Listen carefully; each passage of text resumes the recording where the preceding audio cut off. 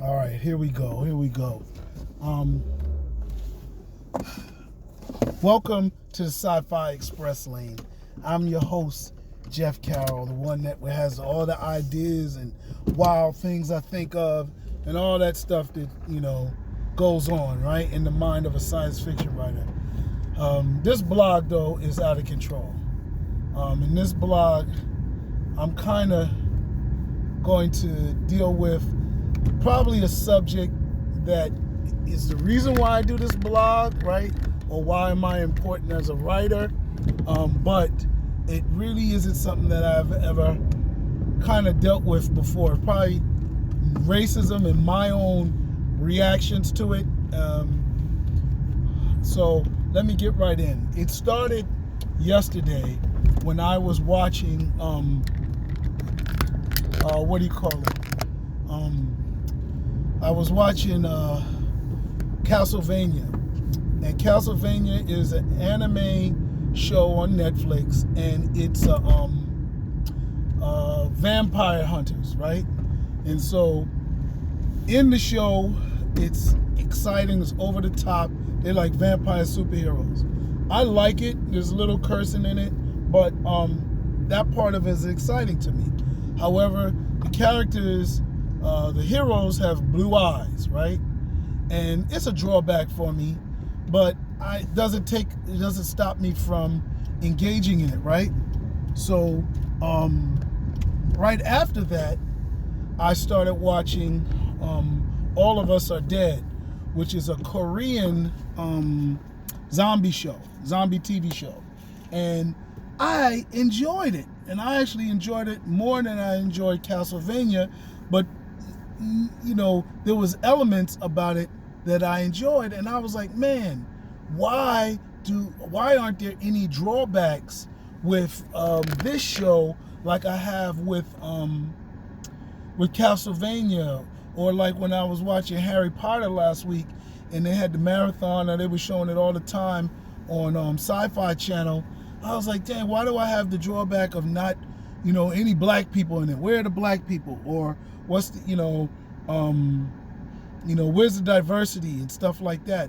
I don't worry about that with All of Us Are Dead.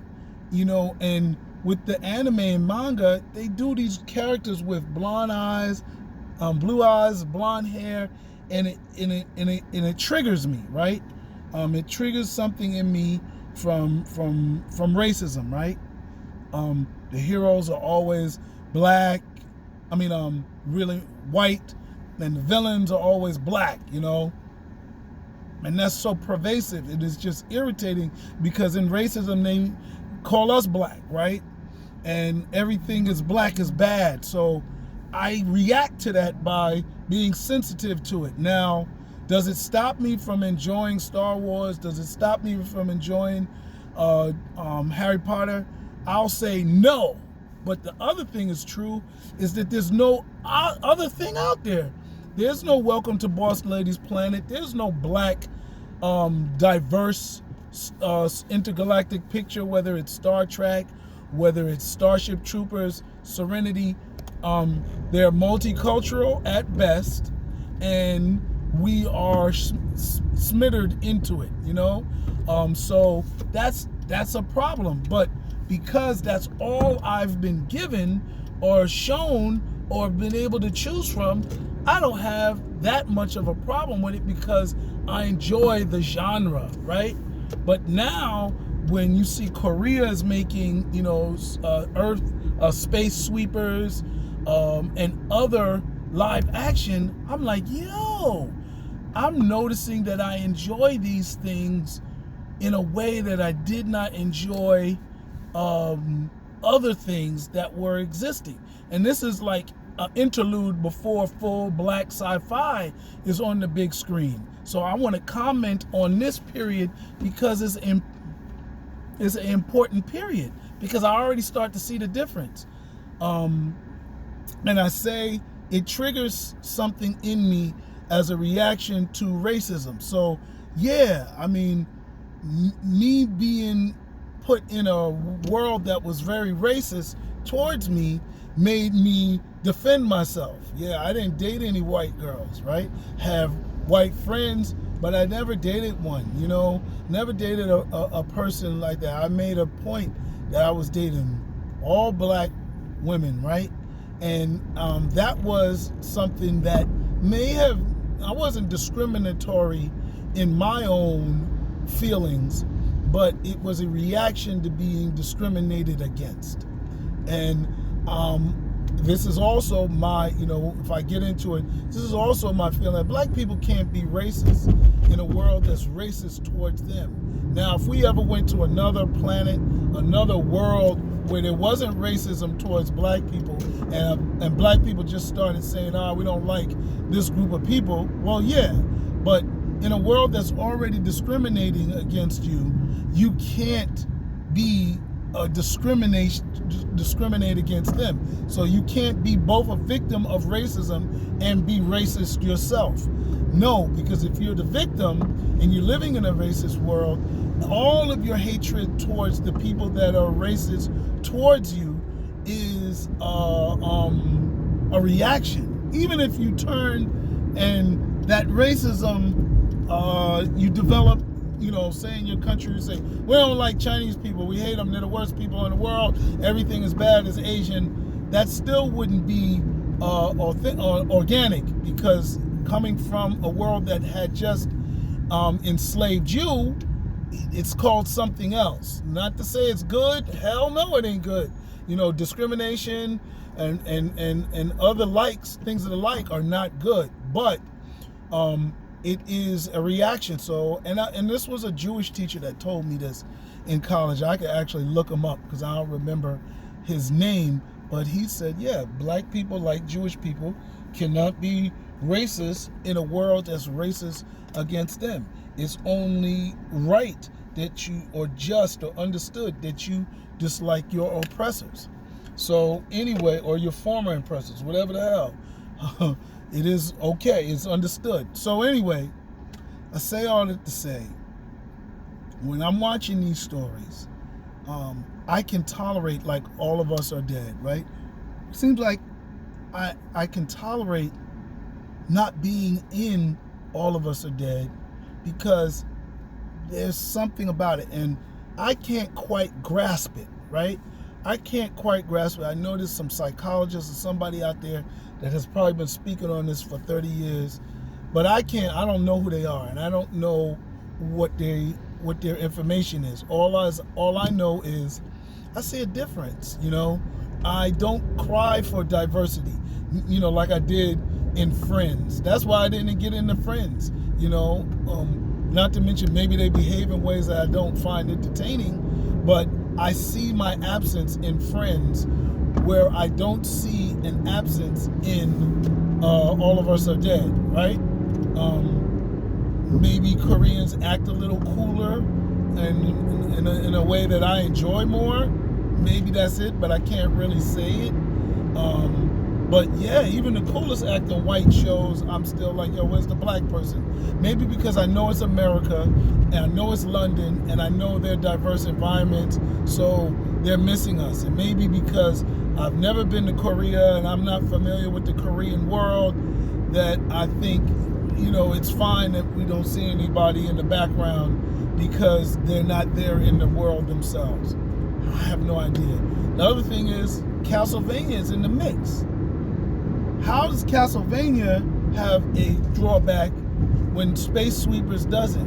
And maybe that's because in manga they get to draw blonde hair and blue eyes when they don't have that in real life. And the live actions, they don't have it, so it doesn't trigger me, right? It triggered me so much this weekend, and I was like, my bad guys are going to wear red like the devil, right? And the good guys are going to wear green. They'll have green eyes, whatever the hell. But I'm not going with the black and white trope. There's no red people. As red as a redneck is really pink. And there's no green people, so I'm not stepping on anybody's feet. And I know there's a science fiction writer that probably has done this before, and they don't have the colors, but the colors are black and white. I'm not flipping it and doing black is good and white is bad. I'm not going to play that. I'm going to do something totally different from all of them. And I'm going to do it in my Planet of Kebulan universe. You know, so yeah, I want to do something different. I'm recognizing this difference. I'm an affected person, black person that's grown up in this world that discriminated against me.